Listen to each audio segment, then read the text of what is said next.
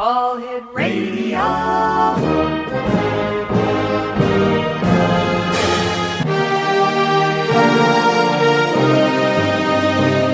Welcome to the X Zone, a place where fact is fiction and fiction is reality.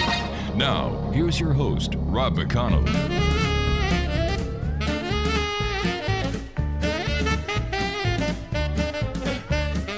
I made love to an alien near Roswell last night. We strolled along together in the pale moonlight. I had a funny feeling that something wasn't right. I made love to an alien last night. When she gripped my hand, I was feeling mighty fine, but her fingers with mine would not intertwine. When I bent down and gazed into her eyes, they were big as donuts and blacker than the sky. And welcome back, everyone. My guest this hour is going to be talking about UFOs. And, of course, my guest this hour here in the X Zone that's coming to you from our broadcast center and studios in Crystal Beach, Ontario, Canada, on the X Zone Broadcast Network is Preston Dennett.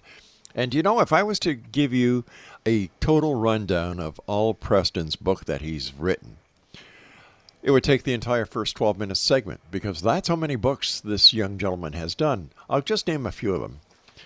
And I'm sure if you've listened to the X Zone over the last 32 years, you know Preston and his books. But for those of you who are just joining us on our new affiliates, some of Preston's books include Onboard UFO Encounters, Schoolyard UFO Encounters, The Healing Power of UFOs, Not From Here, Volume 3, Undersea UFO Base, UFOs over Colorado, Inside UFOs, UFOs over Arizona, UFOs over Nevada. I think if there's a state in the Union that has been left out so far, you can be assured that a book is coming your way very shortly. Preston began investigating UFOs and the paranormal in 1986, when he discovered that his family, friends, and co-workers were having dramatic unexplained encounters. Now, since then, he has investigated hundreds of witnesses and investigated a wide variety of paranormal phenomenon. He is a field investigator for the Mutual UFO Network, a ghost hunter, a paranormal researcher, and the author of over 26 books and more than 100 articles on UFOs and the paranormal. Joining me now is Preston Dennett. And Preston, welcome back to the X Zone. Hope you're doing well. Thanks, Rob. Yeah, doing pretty good. I haven't asked this question to anybody else, and I just thought of it when we were doing the lineup for tonight's show. Whereas, in your opinion, or do you know of any increase or decrease in UFO activity during the COVID period? Oh, definite increase. Really? I looked it up, actually, in the various UFO reporting centers. In the first half of 2020, in particular, just about doubled. Unreal. Yeah, it went back down to normal levels towards the end of the year and seems to have actually gone down a little bit since then. But yeah, that first half of 2020 was huge. And what effect did the Tic Tac videos have on ufology, in your opinion? Oh, it pushed it well into the mainstream. Yeah. I think it introduced quite a few people to this subject who had never thought about it before, convinced a few skeptics. I think for those of us who have been in this field for a long time, it was a little bit of a disappointment, this recent disclosure from the Pentagon. In June, right? Right. But absolutely, it was a big step for the government, the U.S. government, to actually use the word extraterrestrial. You could tell it hurt them to say it, but they used it. Tell me about your new book. What's it entitled? It's called Wondrous, 25 True UFO Encounters. It's got a wide variety of cases, all brand new, never before published, covering really the entire spectrum. How long does it take you to research and write a book? Because like I said during your introduction, over 26 books and 100 articles. Yeah, the research that's where the real time comes in. The writing itself, once I've got all the research done, or most of it, goes fairly quickly. 6 months, I would say, if I've got all the research done. But the research itself takes a couple of years minimum. Are you finding more and more people are turning to UFOs and the research and investigation into UFOs since the report that came out in June, and of course, seeing the Tic Tac footage that was from those Navy fighters that hit every major media going. Oh yeah, yeah, absolutely. I'm getting contacted by quite a few more people, by the media as well. There's a lot more interest. This is actually be taken much more seriously. People are much more willing to have their real names used. Yeah, it has had a huge effect on this field. You know, just a couple of events that I know. For this past week, Stephen Bassett had Captain Robert Salas at the press gallery again in the United States, talking about the effect of UFOs over U.S. military sites. And coming up next week, or the week after, on November the 6th, there's the Travis Walton International Skyfire Summit. And while I'm mentioning that, Exonation, it's totally online, and it's $10 for the entire event. And if you're interested, go to theobservationdk.com. Travis Walton's still in there. He seems to be the person who today is keeping ufology together, because his story has been unshakable for over 40 years. Yep. There are skeptics and people have tried to debunk it, but he's still out there doing the good work. Yeah. It's a classic case for sure. Multiple witnesses, physical evidence. Yeah, I'm really glad to see he's stuck to his guns and he's still out there doing this. In fact, I had Jennifer Stein on last week, and there's going to be a new movie released. So I'm anxious to see that. And Fire in the Sky was a great movie, but the onboard segment, it was just not accurate. Compared to the reports that you get about onboard segments, talking about one of your books entitled On Board a UFO, how do the segments in Fire in the Sky differ from the reports that you've received and that are mentioned in your book? Oh, it varies greatly. I mean, what was accurate about it was, I think, the strangeness and how it can be quite frightening for people. Being physically examined, that does happen, but like having that sheet or plastic placed over you or floating around in this honeycomb cavern and all of that, I have never heard anything like that. So I was a bit disappointed in how that was portrayed, because generally speaking, the interior of UFOs are pretty consistent. Are the descriptions of the extraterrestrials the same in all the reports that you get, or do they vary? Oh, they vary. They vary all right. I will say that at least 50, 60%, maybe even a little more, are what we would think of as grays, short little beings, bald heads, dark eyes, pale skin. But we also get praying mantis type beings. I've got a few of those in this latest book. Human looking is also quite common. There's another category, which I would call strange humanoids. And these often involve beings you never hear before or since. They're unique.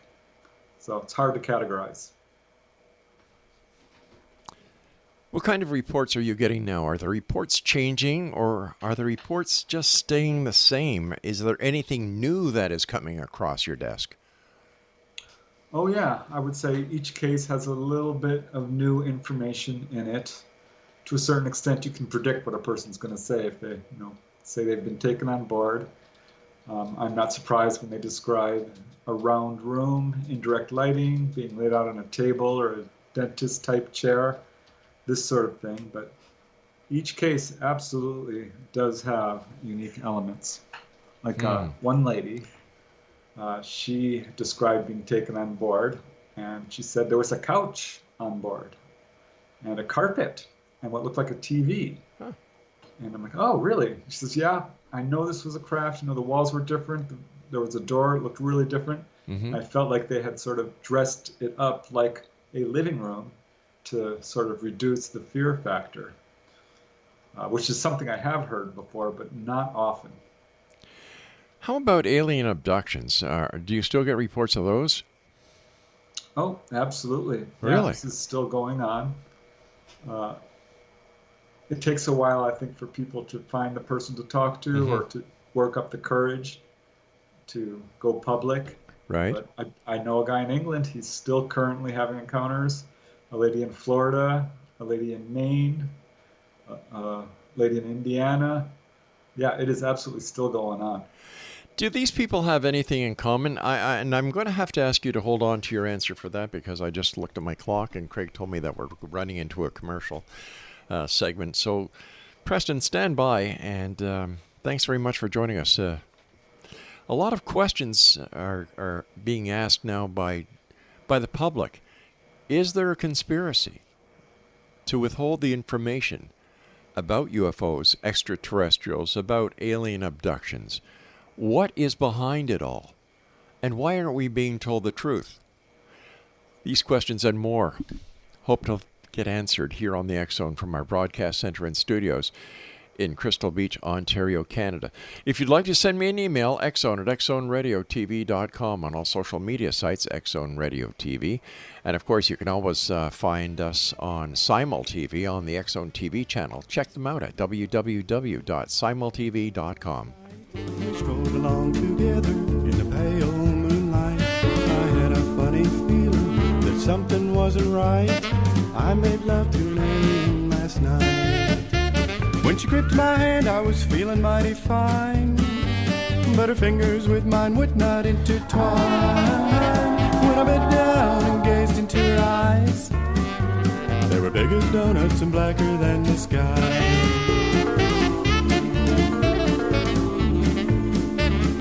Said I'm feeling lonely. I said, Lord, so am I. We'll stroll along together, but we won't.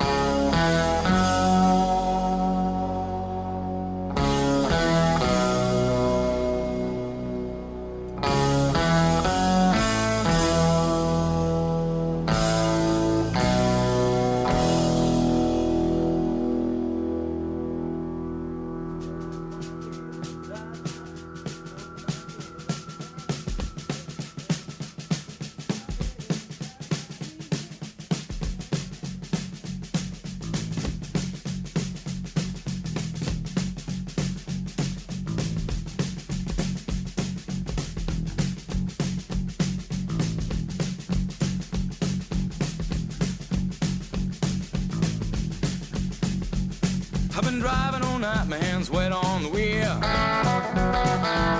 There's a voice in my head that drives my heel. It's my baby calling, says I need you here. And it's 4:30 and I'm shifting gear. When she's lonely and the longing gets... Welcome back, everyone. Preston Dennett is my special guest, and if you'd like to find out more about Preston, if you'd like to get any of his books, PrestonDennett.weebly.com. That's PRESTONDENNETT.weebly.com. And I'm sure your books are available on Amazon.com. Am I correct, Preston? That's right. Excellent. Now, Preston, with all the people who are experiencing the abduction phenomena, and I'm talking about the ones that you know about, is there any common thread that they share? For example, the same blood type, lineage, occupation, IQ, or does it just cross the entire spectrum? It really does cross the entire spectrum. It's evenly divided between men and women. I know it's not blood type. I've talked to people pretty much all races. It's not political affiliation. It's not age. It's not religion. I think occupation can be a factor, because I have noticed, particularly among cases of people who have been healed, that there's a lot of social workers, environmentalists, doctors, teachers, artists, inventors, people who are doing good work for humanity in some capacity, musicians, police officers. It's a loose pattern, but it does turn up. But otherwise, yes, they do seem to track families. And at least 50% of the cases of people who are particularly being taken on board more than once, yes, it has happened to their parents, their grandparents, other relatives, to their children. This is something that absolutely seems to follow from generation to generation. Are you still getting reports of people who are losing their children during pregnancy? Oh, absolutely. Really? A really somewhat alarming case, which actually took place in Canada in 2006 to a couple who had just moved there. And they were 7.5 months pregnant. Had an episode of missing time. Mm-hmm. Were back in their home. There was a huge electrical storm. It was really quite scaring them. And they unaccountably fell asleep, woke up the next morning, and the wife turned to the husband and says, "Honey, I don't feel pregnant." He's like, "What are you talking about?" Yeah. They sent me their medical records. They sent me pictures. They had gone to the midwife, blood tests, felt the baby kicking, ultrasound, the whole deal. Went to the doctor. They had an appointment in 3 days. They moved it up. And the doctor was completely baffled. Said, "You're not pregnant. We don't know what happened. There may have been a misdiagnosis. We do not know how to explain this, but you are not pregnant." Wow. Talk about traumatic. Yeah, I asked them, "Do you have a history of UFO encounters?" And they did. Of course, there was the missing time episode, Right. but he had seen UFOs twice prior to this. So had his father. And she reported that she had seen light, what she described as light beings, glowing figures coming into her room. So she absolutely feels that's what happened. They looked this up on the internet, the missing fetus syndrome, it's called. And she's actually kind of okay with it. At first, they were really upset, cried quite a bit, but she's absolutely feels certain that her baby has been taken and is in good hands, being raised somewhere else. Is it possible that she was inseminated by a method or by an alien, and this is why her child was taken as a hybrid? Well, certainly it's possible. She has no memory of anything like that. I will say that this pregnancy was unexpected and unplanned. They did want to have children, but they had a lot of things going on when this happened. They just moved into a new house, needed repairs. They were starting a business. They were dealing with, getting citizenship for her. She came from Europe, and dealing with red tape and the insurance side of things. And it was unplanned, but I have no evidence that it was anything but a normal pregnancy. Because that raises the question about, the Star of Bethlehem over the manger, the angel Gabriel, the Immaculate Conception, the birth of Christ. It just opens up a can of worms. Is it possible that Jesus Christ himself was a hybrid? Right. Well, I do know of another case that I researched where a lady was not intimate with anybody, and she became pregnant. So she knows that this was... there's no other way to explain it. She was having encounters, and then boom, she's pregnant, and she had already lost like 3 pregnancies, and this was the 4th one.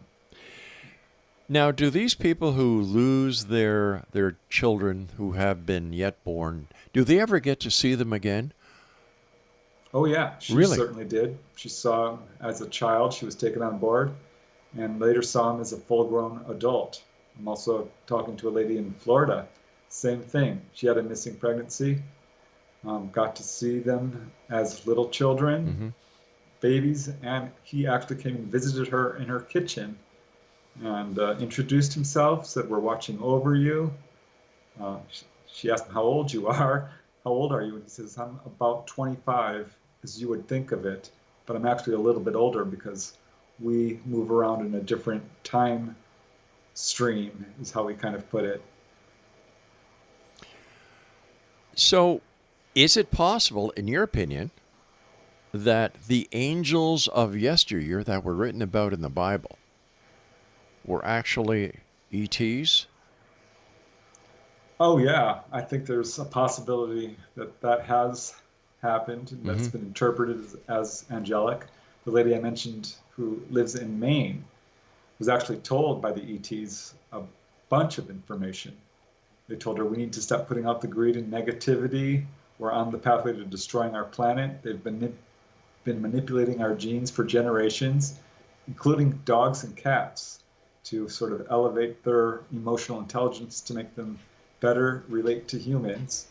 They said if people should start disappearing from this planet, it's being done by them for the universal good. And they did say, who you thought were angels was us. Puts an entirely new spin on history, doesn't it? Yeah, yep. History is, I think, not quite what we think it is. I mean, look at the fact that we have some of these beings that look just like us. Yes. Human looking. That raises serious questions about who we are, human origins, our relationship to these guys.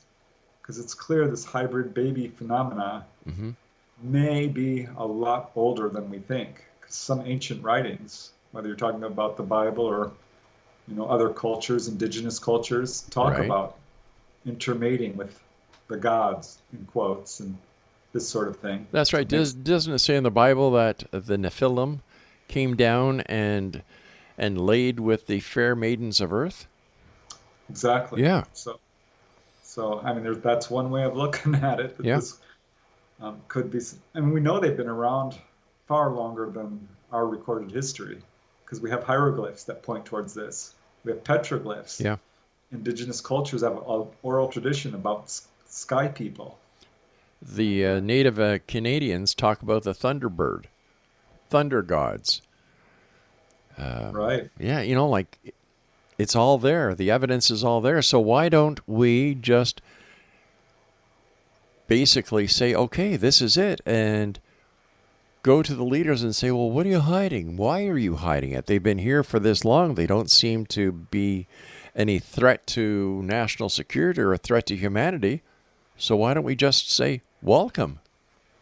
Yeah, I agree. I think they are a threat to the power structure, yes, the power elite, and the governments who are hiding this. It's clear they are hiding it.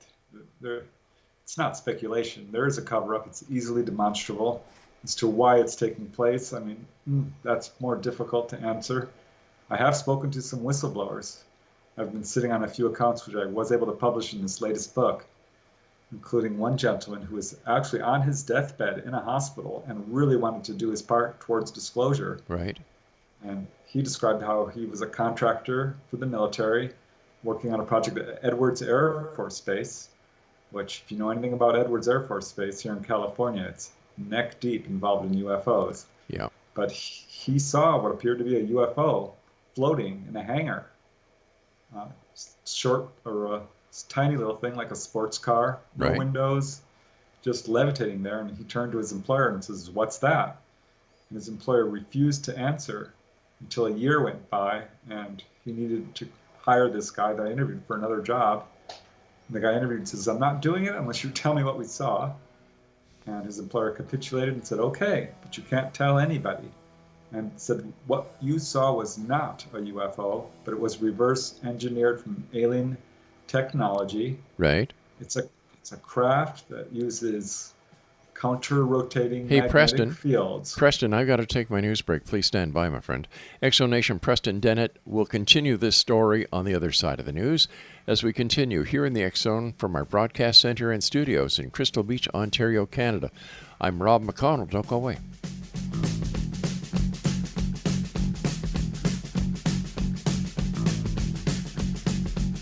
I've been driving all night, my hands wet on the wheel. There's a voice in my head that drives my heel.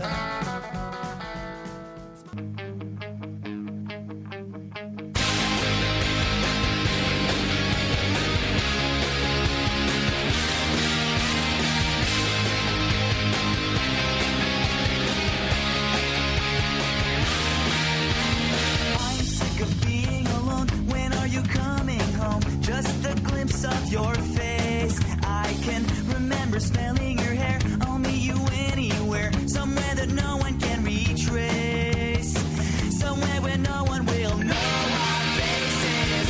She has two arms to hold me, and four legs to wrap around me. She's not your typical girlfriend. She's my alien. Welcome back, everyone. Before we get back to our guest this hour, Preston Dennett, just like to remind everyone that coming up on November the 6th is the Travis Walton International Skyfire Summit. And it's online. It is an entire day. The cost is $10 US. And Travis Walton is going to be there. Let me see, Jennifer Stein, and a host of others. So if you're interested in the Travis Walton case, Fire in the Sky on TV, that starred James Garner, and other people who have had experiences, who are believers, not skeptics, the truth is out there. And it's up to us, each and every one of us, to look at both sides. And I'll tell you, the evidence bends the scales of justice in favor of, yes, the truth is that they are here, they have been part of our history, and that there are people like Travis and many other researchers who come forward and talk about it, including my guest this hour, who is an author of over 26 books, and I'm talking about Preston Dennett. His website is PrestonDennett.weebly.com. Before we went to the break, you were talking about this deathbed confession. Yeah, I was quite honored to speak with this gentleman, and he described this UFO that he saw in a hangar at Edwards Air Force Base, and finally got the answer from his employer what they saw. It wasn't a UFO, but rather a craft built using reverse engineering from extraterrestrial technology. And he said how it operated was it used rotating magnetic fields to create sort of a gravitational hole on the outside of the craft, and that would propel the craft in the direction desired. So it's something like the electromagnetic systems that many monorails use. Somewhat, I would say, along those lines. And this is often what we hear from contactees, experiencers, who are taken to the engine room and told how these craft work. It's usually along the lines of magnetics and gravitational fields. Preston, do you have any idea why the U.S. is now interested on going back to the moon? Does this, in your opinion, have anything to do with the UFO phenomenon? It may very well. I think that there are probably some alien artifacts up there. I've talked to a few whistleblowers, and if you look into the whole history of the moon, there's what's called TLP, transient lunar phenomena, where lights are seen and what appear to be structures that in movement that appears and disappears. A number of whistleblowers have talked about this, Maurice Chatelain, many others, that the astronauts were followed to and from the moon. That could definitely be one of the reasons for this. That's not really my specialty, but I'm certainly keeping track on it. To your knowledge, Preston, have there been any more UFO crashes like the fabled and famed Roswell crash? The Roswell crash, the case that keeps on giving. Yeah. I know that's not, I feel like it's much more common than people realize. I think there was some buzz a couple of years ago, 2019 was it, about an incident in Brazil, and it hit the sort of UFO headlines for a few days there, and then that was it. Haven't heard anything about it since. That's the most recent one I've heard, but I suspect this goes on, I don't want to say often or even regularly, but a lot more often than I would say even people within the UFO community suspect. And there are over 100 documented cases, usually resting on one or two eyewitness testimony, sometimes a little bit more. But it's definitely a phenomenon that I believe is taking place. A number of years ago, cattle mutilation was hot and heavy in the news. It seems like that those stories have kind of died down, or is that just another aspect of the news that is not getting covered? Yeah, I would say probably a little bit of both. Every now and then you will hear a new case, and that sometimes inspires other people to talk about it. But there is somewhat of a media blackout on these sort of things. I've looked quite deeply into the cattle mutilation phenomena when I wrote UFOs over New Mexico and Colorado, both of which are the hardest hit states in the U.S. Really? Oh, yeah. And it is still going on for sure. Any idea why they're still abducting the cattle or mutilating them? Possibly for genetic harvesting. Okay. The research is actually pointing more and more towards government. Really? This is what, absolutely. I was kind of shocked, but the people who focus in on this, who specialize on animal mutilations, unusual animal deaths, Right. we're now terming it, have often come to the conclusion that there's heavy government involvement and that it might not be ET at all. And I can tell you, I've talked to a few experiencers who are like, no, the ETs do not do this. So it's definitely controversial. I'm not quite sure what to think of it. I've never really researched my own cattle mutilation case. I'm not an expert on that particular aspect of this, but it is absolutely, I think the government is going to have to answer to this at some point in their involvement. One of the interviews that I remember most with you over the years is the one where we talked about children in schoolyards. Yes. That topic, it just blew my mind. Can you share some of the examples with our listeners tonight? Yeah, I love these cases. I suspected that this was a thing when I heard about the Rua, Zimbabwe case, and recalled that there was one in Crestview Elementary School in Florida, and then others started popping into my mind. I'm like, oh, Westall High School, Melbourne, Australia, 1966. UFOs landed next to there. Hillsdale College, also 1966. 2 weeks before Westall, by the way, UFO landed. Broadhaven, Wales Elementary School. So I found 100 cases. They start around 1950, and 1 or 2 cases every year. It's still going on. I've got recent cases as recent as 2019. My gosh. So yeah, it's absolutely a thing. I've tracked some of these cases personally. One really interesting case occurred here in California, in Encinitas, where the whole playground saw this UFO come in for a landing into the canyon next to the school. They could see the windows in this craft, and there were beings inside. And a short time later, it came up, circled around the school. Everybody saw it, teachers. This was reported to the National UFO Reporting Center. It's a great case, and I'm absolutely telling you, this is a thing. They are showing themselves to school children. More and more. Yeah, and here's a really interesting sort of statistic to this. Half of the cases involve elementary schools. Elementary schools, children with open minds. Exactly. They've never heard the term UFO. Yeah. They don't discriminate. They don't fear it. Exactly. Their minds are unpolluted on how they interpret this. So that I thought was very interesting. These are always daylight sightings, pretty much exclusively.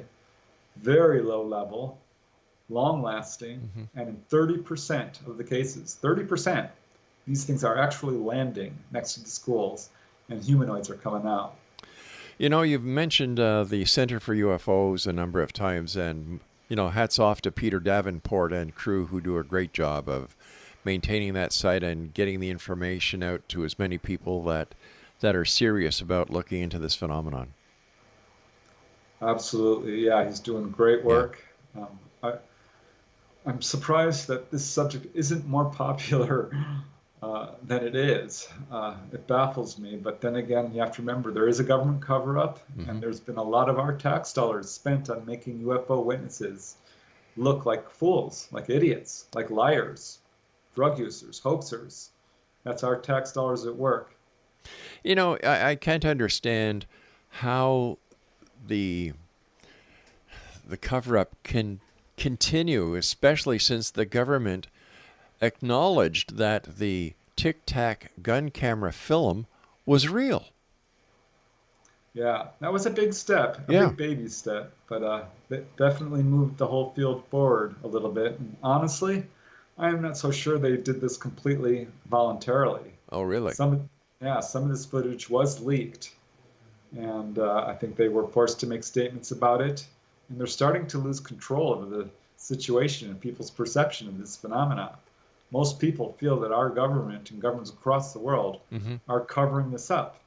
And if they don't take steps towards disclosure, they're going to lose credibility. They're going to lose control of the subject, and that's the last thing they want. Preston, please stand by. We have to take our final break for this hour. In X Zone Nation, my guest this hour is Preston Dennett. Over 26 books, over 100 articles, and he has more books in the wings. If you'd like to find out more about Preston, visit his website at www.prestondennett.weebly.com, and his books are available on all major online bookstores. And we'll both be back wrapping up this hour here in the X Zone. Whoa, thank you, Craig. Another hot one that you gave me. I might get that close to the break. Let's try it again. Well, Preston and I will be back on the other side of this break as we continue here in the X Zone from our broadcast center and studios in Crystal Beach, Ontario, Canada. And don't forget to check out www.classic1220.ca. Against your skin so bright.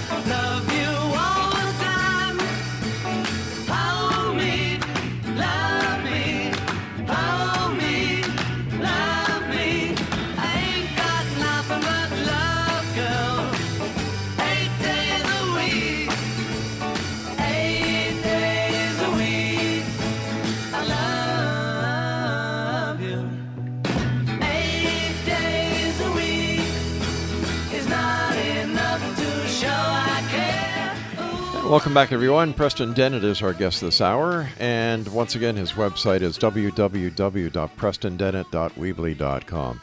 First of all, Preston, thanks so much for coming on and sharing this exciting information with us. But during the break, you were telling me that there's a case in Ontario that you'd like to share with us. Yeah, I love this case because it's a very unusual one. I haven't heard anything quite like it. It involves a gentleman who's a very nice guy, very intelligent. As a young kid, he had a bedroom visitation in his basement bedroom, but didn't know what to make of it. Started doing CE5 protocols. He became interested in UFOs as a young man and calling them down using lights and meditation. Right. And was phenomenally successful. Had 3, maybe 4 close encounters. He and his girlfriend, who would later become his wife. And as a young man, he was very interested in possibly meeting ETs face to face. And it was shortly after doing these CE5 work, Close Encounters of the Fifth Kind, initiating contact. He had a very unusual experience. He initially did not want to tell me where it happened, but I finally convinced him.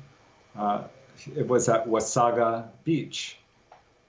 They had rented a little cabin, he and his friends. And he convinced his friends to take a walk late at night. They didn't want to do it. But he's like, come on, we'll just take a short walk. It's a warm night. It was summer. And they were walking along the beach when suddenly he noticed his best friend standing next to him froze and stopped talking. And he's like, what's the matter? Why aren't you answering me? And looked ahead of him, and his other friends were also frozen in mid-step. And in looking around, the waves weren't moving, the leaves on the trees. Everything was perfectly still. An oppressive silence fell over the area. He said it felt an electric feeling in the air. And looking over at the waterline, maybe 100 yards away, were 3 very strange-looking figures. They were very tall. Right. And as he's looking at them, the next thing he knows, he's standing right in front of him, 3 feet away. And he said they were easily 9 feet tall, maybe 10. Holy cow. Yeah, that's what I said. I'm like, are you sure? And he says, well, listen, I'm over 6 feet tall. I had to look up at them. Describe them as wearing black, shiny sort of jumpsuits with what appeared to be a cape and a high collar, little caps. They had huge eyes. Says it was their eyes that really entranced him. They had yellow, jagged teeth, very wrinkly, old skin. He had the sense that these guys were well over 100 years old. But their eyes were massive and had gold and blue lined irises. And he was going to walk up to them and try to talk to them, but instead he just shouts out, "You have no right to be here." He's not sure why he said that, but that's what came out of his mouth. And they said, in a loud, gravelly voice, all talking at once, out loud, "We can come and go as we like. Nothing can stop us." And he said it was quite threatening. It really freaked him out. And the next thing he knows, he is back up running towards his friends who are going back up the trail towards the cabin. And he was rushing to go tell them about these guys and what had happened. But by the time he reached his friends, the whole thing just left his mind. He forgot. All he knew was that something weird had happened. And that's where it rested for a week, or 2 weeks rather, until they rented this cabin again, and he spontaneously remembered. And he asked his friends about it. He said, "Do you remember, taking that walk?" They're like, yeah, sure. He says, "Did anything weird happen?" And they're like, "No, not really. But yeah, who were those guys you went up and talked to? They looked weird." And he didn't want to say, because he didn't want to say, "Oh, they were aliens." But his friends did seem to remember that, but didn't really. They were very casual about it. And that's really all they recalled. They did not recall, freezing in place or having missing time. Right. Like he did. It's a very strange case. One of the other cases that one of the cases that most people will remember is the Betty and Barney Hill case. What is your take on that case about Betty and Barney Hill driving? I believe it was in New Hampshire. They were coming from Montreal. And they experienced an abduction scenario. Right. Yeah, it's a watershed event for sure. Yeah. It's the first case that was publicized in the U.S., certainly, and sort of fit the pattern of other cases. It's not the first, as it turns out. That was 1961. There were quite a few other cases occurring, which never got any publicity or investigation. I know Bud Hopkins has a case that dated to about 1923, involving gray type ETs. Going through the list of your books, what book is your favorite and why? Oh, you're going to ask me to choose between my babies, huh? All right. I love onboard UFO encounters. I think that's probably one of my most successful. Mm-hmm. But I'm really proud of the healing power of UFOs. Because that shows a real benevolent side to contact that I don't think gets the attention it deserves. Speaking about that, Travis Walton is saying that beam of light that struck him was kind of a mistake, and that the aliens actually took him aboard their craft to save his life. Yeah. I was kind of interested to hear that. So that shows the compassion that they have for weakling humans. Yeah, this can be a very scary phenomenon. I've talked to people who've had PTSD and nightmares and what they perceive to be negative encounters. But I can tell you, I get no accounts of what I would call sadism or torture or ETs trying to hurt or scare people. The very worst I get is the physical examination, which can be scary. Of course. But if a person doesn't have a strong fear reaction, they're not rendered paralyzed, their memories are not suppressed, they're given freedom of movement, allowed to explore the craft, they're shown the engine room, I've got many cases where people are taken to the helm, the control room, sat down in the seat, and taught how to fly the craft. It's not unusual. Just a little bit off topic, because we're coming to the end in about 2 minutes, Preston. What did you think about Bill Shatner going up in space? Oh, I watched it live. It was fun. Yeah, I was hoping he would see some Klingons or something. Maybe bring back a Tribble or two. Yeah. But but no, it was amazing. It was fun. Well, we Canadians are very proud of Bill Shatner and all his accomplishments, including his trip into space. Preston, as always, time goes by so fast when you're with us. I've got about a minute. I'd like you to give the Exo Nation your final thoughts. Oh, thanks very much, Rob. Thanks for being on the show. I really appreciate it. My pleasure, sir. I think this is a subject that's not going away. This is an important subject. People might be skeptical, but I can tell you this is affecting your life. If we have this technology, I think we do. It could solve the environmental crisis, the economic crisis, the energy crisis. Disclosure will happen. And when it does, one way or another, we're going to have open official contact. We're moving towards a very different paradigm. I'm pretty excited. It's a good time for the UFO field. Do you think that disclosure will happen during the presidency of President Biden? I don't know if any government, certainly not the U.S. government, is going to do it. I think disclosure might come through the back door from perhaps government whistleblowers or a CE5 group, a group of people calling down UFOs, or a major event, very much like the Phoenix Lights or another wave. We'll see how it happens. But the cat is out of the bag. The cover-up is a disastrous failure. It's leaking like a sieve, and it's going to happen one way or another. Preston, thank you so much for joining us, and I look forward to the next time you and I meet here in the X-Zone. But once again, let our listeners know how they can find out more about you and where they can get your books. Yeah, thanks very much. My website, PrestonDennett.weebly.com. I'm on Facebook, Twitter. I have a YouTube channel. My books are available on Amazon and other online retailers. And I really appreciate you having me on the show. I always have fun. Take care of yourself, my friend. Be safe out there. Thanks, you too. Exo Nation, my guest this hour has been Preston Dennett.